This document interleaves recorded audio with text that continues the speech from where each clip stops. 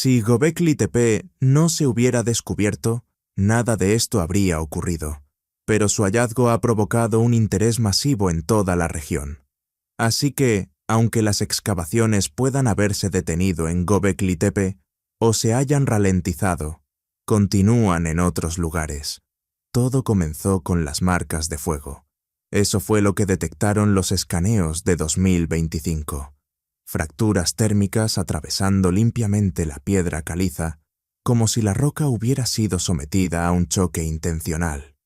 Luego aparecieron los cortes, rectos, precisos, casi quirúrgicos, tallados en pilares que pesan hasta 65 toneladas, y de repente la vieja historia se desmorona. Esto no fue un proceso lento de prueba y error, fue habilidad completamente desarrollada, lo que plantea de inmediato una pregunta incómoda. Si nadie estaba aprendiendo todavía, ¿quién ya sabía? Pilares imposibles expuestos. Parte de la historia desde el 9600 a.C., es decir, hace unos 11.600 años. Para ponerlo en perspectiva, cuando se construía la Gran Pirámide, Göbekli Tepe ya tenía unos 7.000 años de antigüedad. Es una línea temporal que, sinceramente, parece rota. Durante mucho tiempo observamos estos enormes pilares en forma de T, y los vimos como arte primitivo, quizá un poco más sofisticado de lo esperado. Pero entonces llegaron los escaneos 3D y, de repente, ya no estábamos viendo arte, sino un problema de ingeniería a nivel industrial. Hablamos de más de 200 pilares repartidos por el sitio. La mayoría pesa entre 10 y 20 toneladas, con pilares monolíticos sobredimensionados que alcanzan más de 2 pisos de altura. Pero si te diriges a la cantera Cupe-47, encontrarás al verdadero monstruo, un pilar inacabado aún unido a la roca madre, que habría pesado 65 toneladas. Piensa en eso por un segundo. Una sociedad que no había inventado la rueda, no había domesticado animales para el transporte y supuestamente solo tenía herramientas de sílex, pero aún así extraía y movía bloques que pondrían en aprietos a una obra moderna. Sin embargo, el peso es la parte más fácil de asimilar. El verdadero impacto llega con las métricas de precisión reveladas por los escaneos. Estamos viendo cortes con una precisión de 2 a 3 milímetros y desviaciones submilimétricas en superficies de varios metros de largo, un nivel de trabajo propio de una máquina CNC, no de un nómada con una piedra. Compáralo mentalmente con las tolerancias de un taller moderno. Si hoy le pidieras a un cantero profesional lograr ese nivel de planitud usando solo herramientas de piedra, pensaría que estás bromeando. La precisión es literalmente industrial, y lo más inquietante, no existe un precedente claro.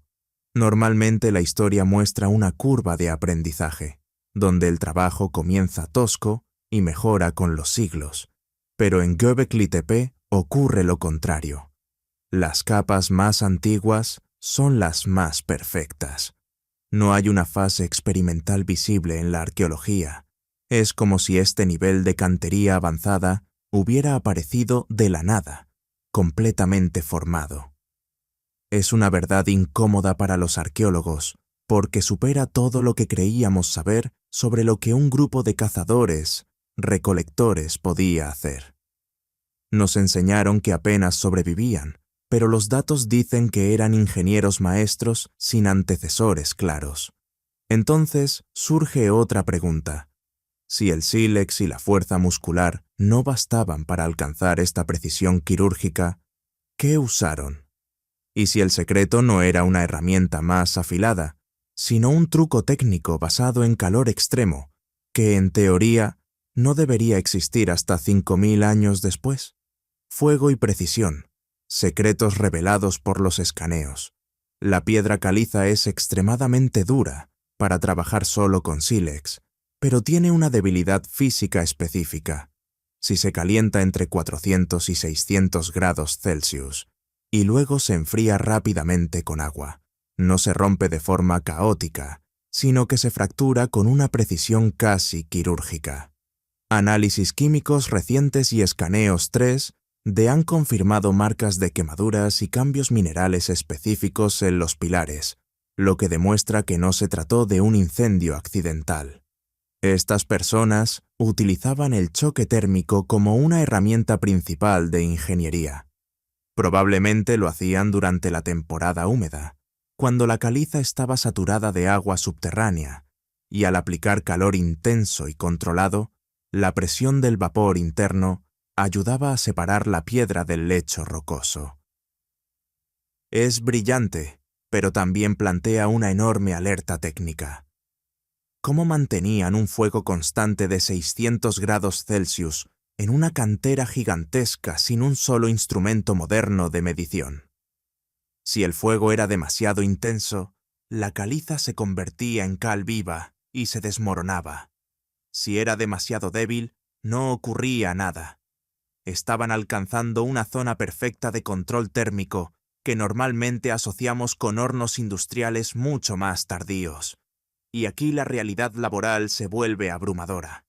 En 2017, un equipo en Alemania intentó replicar el proceso, y 6 canteros profesionales tardaron 8 semanas de trabajo extremo en tallar un pilar a media escala de solo 5 toneladas. Escala eso a un pilar completo de 20 o incluso 60 toneladas. Añade los relieves profundos de escorpiones y zorros, y obtienes entre 18 y 24 meses de trabajo ininterrumpido para un solo pilar. Ahora recuerda que hay más de 200 pilares en Göbekli Tepe, lo que implica siglos de trabajo para un enorme equipo de especialistas, sin que exista evidencia de aldeas permanentes o agricultura a gran escala cercana para alimentar a miles de trabajadores. Es como montar una enorme empresa tecnológica en medio del desierto, sin cadena de suministro ni comedor. Simplemente no debería funcionar. Pero hay más. Escaneos recientes impulsados por inteligencia artificial han revelado algo que parece un fallo en la historia. Al analizar la relación espacial entre los recintos, los investigadores descubrieron que los centros de los 3 más antiguos forman un triángulo equilátero casi perfecto, de 19 metros por lado y con menos de 30 centímetros de desviación. El error RMS de registro es inferior a 4 milímetros, lo que demuestra que no construían al azar, sino que tenían un plano maestro antes de encender el primer fuego. Y aquí está la verdad más incómoda de todas. La habilidad no evolucionó, se degradó. Las capas más antiguas, desde el 9600 a.C., son las más perfectas, masivas y precisas. Y con el paso del tiempo, los pilares se vuelven más pequeños, los relieves más burdos, y la geometría se desmorona. Es como si hubieran llegado con una tecnología completamente desarrollada, quizá compartida con sitios cercanos como Karajantepe, y luego hubieran ido perdiendo la capacidad de ejecutarla. Piénsalo bien.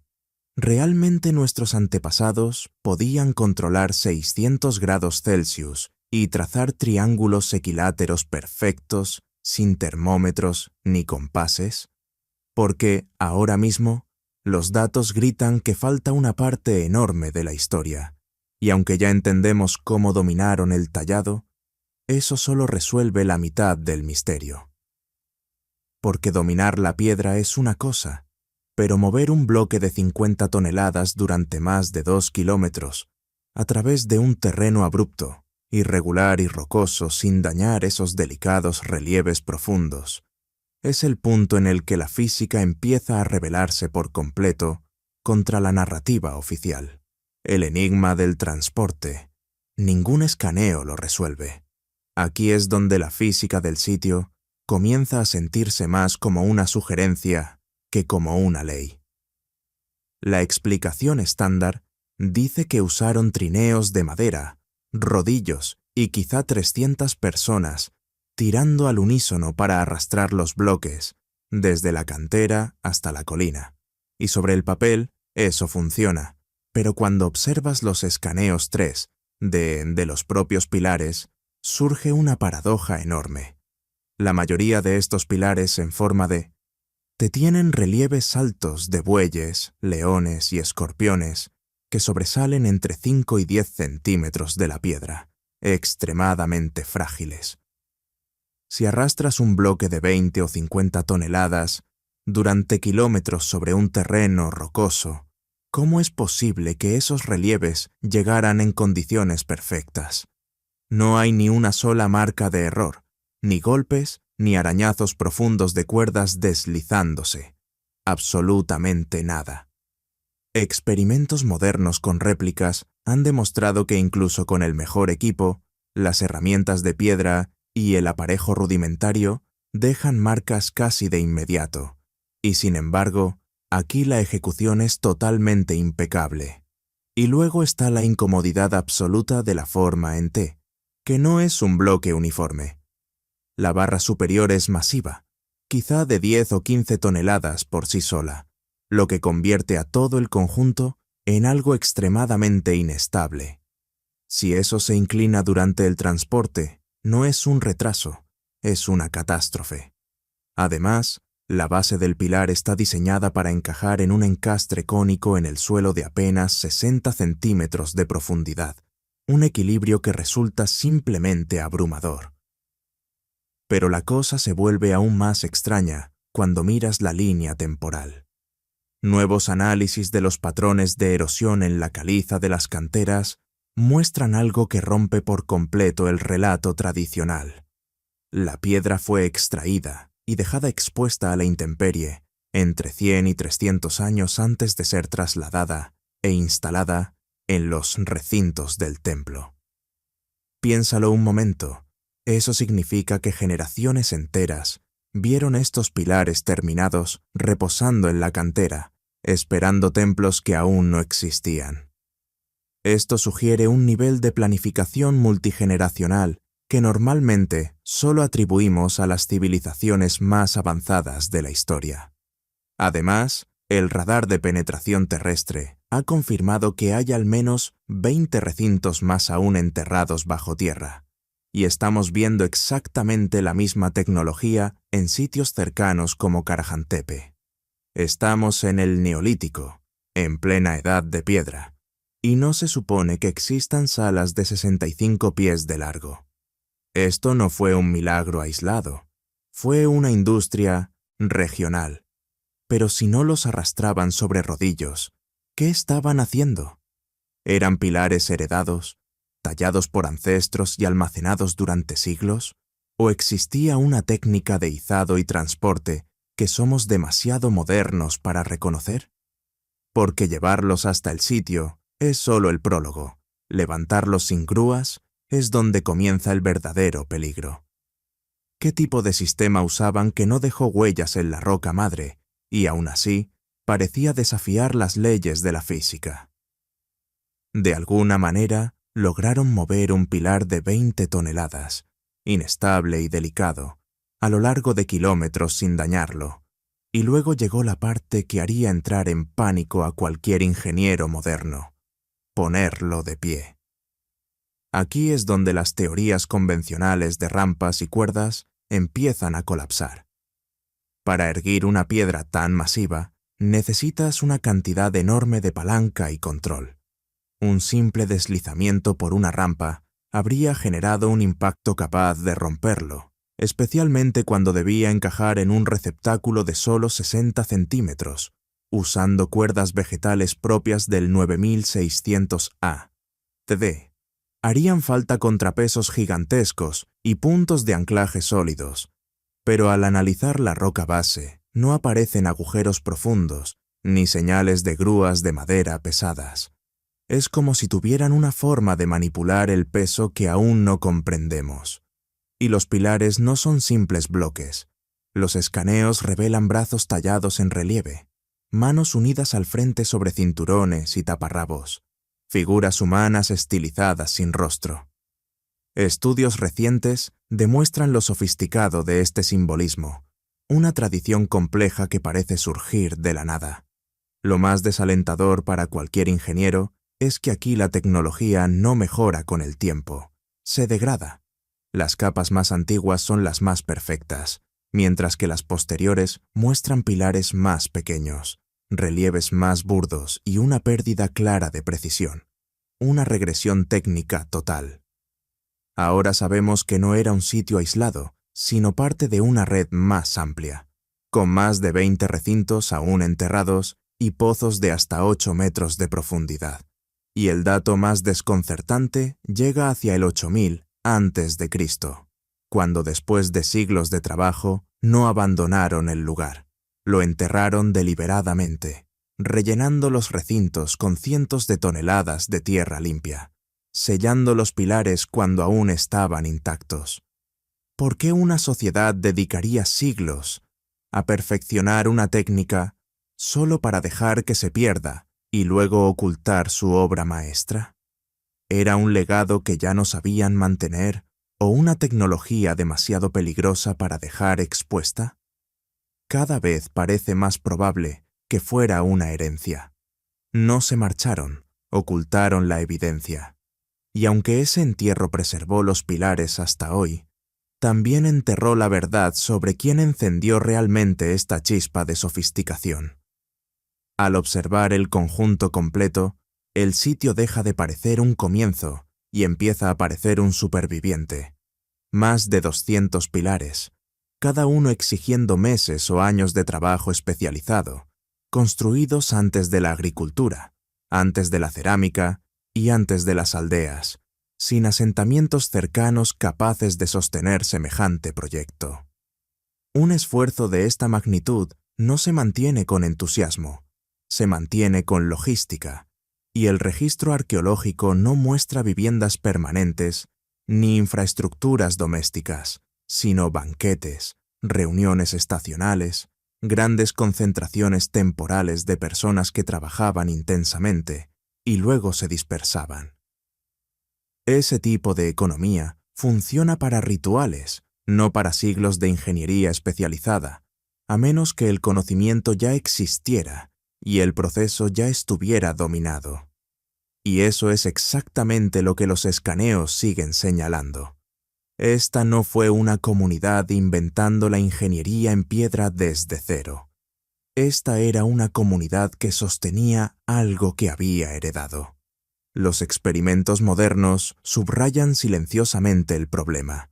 Equipos actuales, con equipamiento de seguridad, documentación y planificación, tienen enormes dificultades para replicar siquiera un solo pilar a escala real. Los tiempos se disparan, los márgenes de error se reducen y las marcas de transporte aparecen casi de inmediato.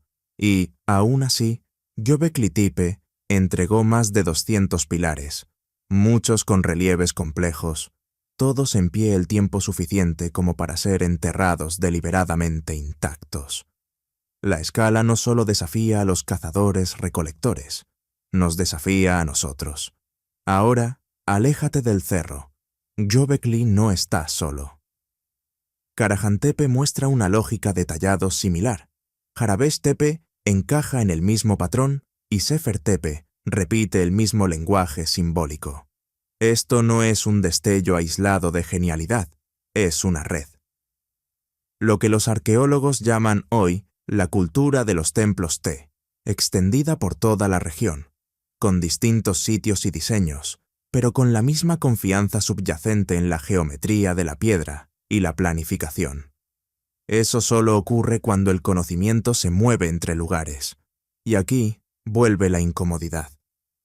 Los escaneos de 2025 no solo confirmaron técnicas, revelaron tiempos, erosión en canteras, precisión temprana, decadencia posterior y enterramientos intencionales. Todo apunta a una cultura que operaba después de su apogeo, como si estuviéramos leyendo los capítulos finales de un libro cuyas mejores ideas se escribieron antes, en otro lugar. Algunos investigadores exploran con cautela posibles alineaciones astronómicas en los recintos, orientaciones ligadas a solsticios o posiciones estelares. Es un debate abierto, y debe serlo, pero incluso el debate importa, porque nadie discute alineaciones en campamentos aleatorios. Estas estructuras invitan preguntas sobre cosmología porque están construidas con intención en cada nivel. Por eso, cuando se dice que Göbekli Tepe reescribe el origen de la civilización, en realidad se queda corto. Lo que hace es fracturar la línea temporal. Sugiere que el conocimiento organizado, el trabajo especializado y la arquitectura simbólica no surgieron lentamente de aldeas agrícolas tras la glaciación, sino que ya existían y operaban a gran escala antes de que el clima se estabilizara. Piénsalo un momento. La edad de hielo termina, el nivel del mar sube rápidamente, y en lugar de ver el nacimiento de la complejidad, quizá estemos presenciando su retirada, una red más antigua que se desvanece, con sus técnicas preservadas por un tiempo y luego selladas bajo toneladas de tierra, a medida que las condiciones cambian y la memoria se diluye. Así que te pregunto algo, sin truco, honestamente. ¿Esto cambia la forma en que piensas sobre los orígenes humanos? ¿Qué es lo más impactante? ¿La precisión, el uso del fuego, la escala del trabajo o la posibilidad de que estemos mirando el final de una historia y no el comienzo? Porque Göbekli Tepe no se comporta como un primer intento. Los primeros intentos son caóticos, dejan restos, errores y fracasos abandonados. Aquí vemos confianza, repetición y finalmente, cierre. La piedra no miente, recuerda presión, calor y tiempo, y lo que estos pilares parecen recordar es un mundo que ya sabía hacer esto, y luego desapareció en silencio, dejando solo ecos tallados en la caliza. Y cuando ves Göbekli Tepe de esa manera, el verdadero impacto no es lo que construyeron, sino lo que ya no vemos. Los escaneos muestran cómo los pilares fueron moldeados con fuego, precisión y planificación muy por encima de lo esperado, pero el transporte, la erección y la cronología aún no encajan. Ahora dinos, ¿cuáles son tus pensamientos sobre Göbekli Tepe?